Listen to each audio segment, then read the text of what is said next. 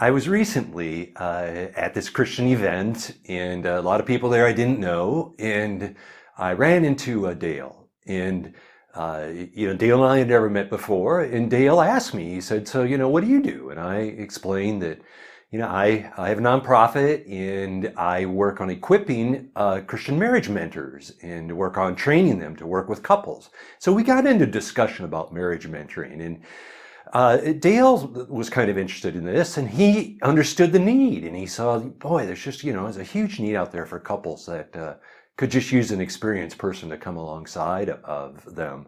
And, so we talked about this for a little while, and he was wondering if maybe this was something that he could do at his church. But I also sensed a little uncertainty in his comments, and he was wondering, boy, could I really do this or not? And I think that fear is very common, and there's this uncertainty, and it's like, wow, could I do this? Would I really make a good mentor or not? And I've heard this kind of question fairly frequently. So I have three fears that I see commonly that I think hold people back.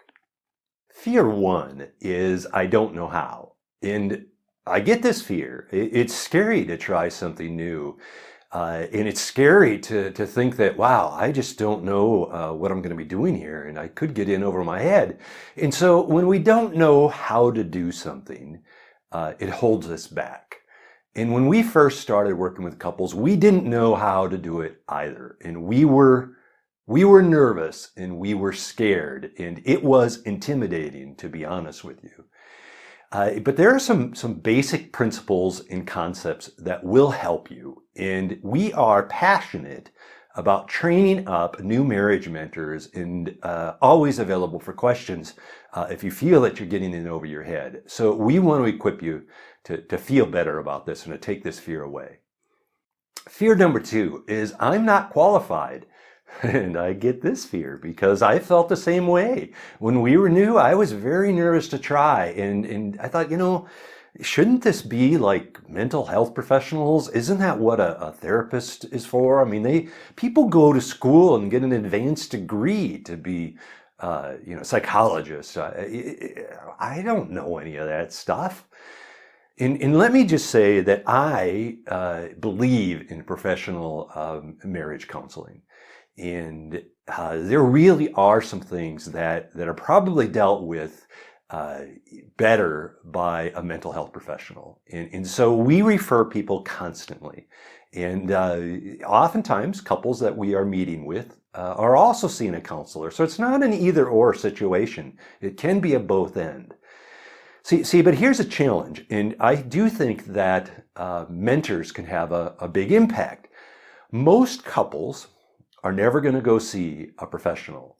There was a study that was done that said of couples that divorced, only 37% went and saw a mental health professional.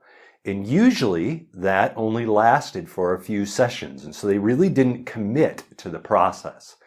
See, this is where I think lay mentors have a huge advantage and can have a huge impact. Consider this, real life experience matters.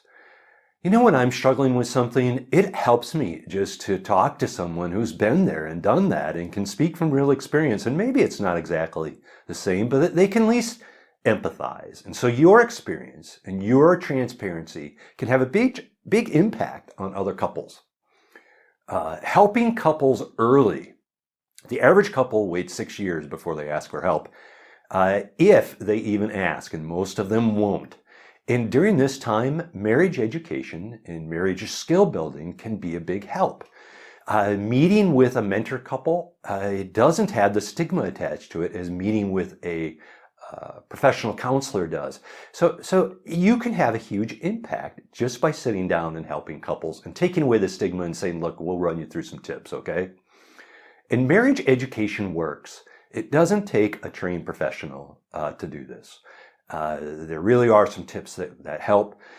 Distressed couples that finish our program and meet with a mentor regularly see a 20 to 30% increase in the quality of the relationship.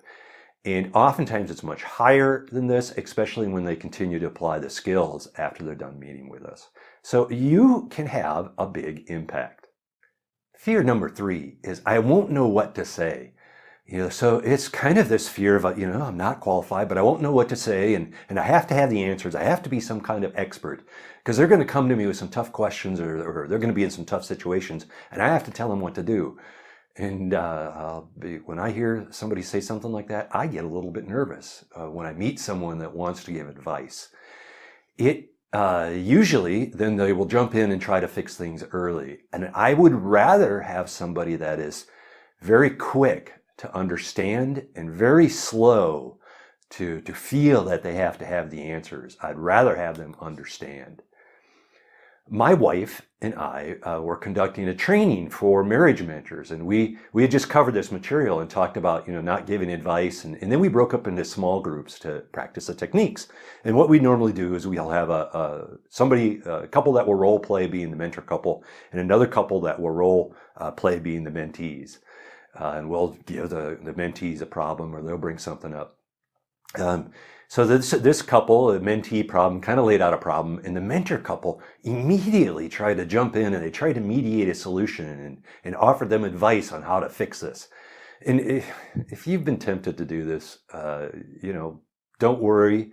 I made mistakes too, and I have been guilty of doing this. But it's far more effective to understand and to ask questions than it is to go over solutions. So I actually like it when potential mentors say, well, I just don't know what to say. I actually think that's great. See, because we can train you on some of the issues, and I can give you lists of questions and give you questioning techniques. So I'm not afraid of that. I would rather have someone go, I don't know what to say. Tips for marriage mentors. Get equipped. If you aren't sure what to do and you're going, I don't know how to do this, get some training. And I am passionate about training marriage mentors and raising up new ones. And so you can take our training, but if it isn't from us, get it from somewhere else. But get some training and you can get some tips and some of the tools. 2, don't feel that you can't have an impact, because you can have an impact. And in some ways, I think the church is better positioned to have a greater impact than mental health professionals. And 3, don't be an expert. You know what? I don't feel that you have to have the answers. It's far more meaningful for you to have understanding, to be transparent, and to ask good questions.